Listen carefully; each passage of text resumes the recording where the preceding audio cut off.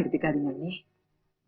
காமாட்சி கிட்ட ஏதாவது குறை இருக்குமோன்னுதான். ஐயோ இல்லம்மா, இல்ல. நீங்க சொல்ற மாதிரி ஒரு சின்ன துரும்பு அளவுக்கு கூட என் மக உடம்புல எந்த குறையும் இல்லம்மா. வயசுக்கு வந்த பொண்ணுன்னு கூட பார்க்காம அவங்க அண்ணனும் அண்ணியும் அவளை அடிச்சு அடிச்சே வளர்த்ததுனால ஆசையை வளர்த்துக்க வேண்டிய மனசுல பயத்தை மட்டுமே வளர்த்துக்கிட்டா போல இருக்கு. நீங்க சொன்ன விஷயத்த நான் புரிஞ்சுக்கிட்டேன். என் மகளுக்கும் அதை நான் புரிய வைக்கிறேன். அம்மா, நான் அந்த வீட்டுக்கு மருமகளா போனதும் அவர் எனக்கு புருஷனா வந்ததும் 7 ஜென்மத்துக்கும் எனக்கு கிடைச்ச பாக்கியம்.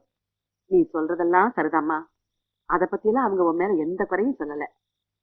ஆமா, நீ வழக்கமா எத்தனை மணிக்கு தூங்குவ?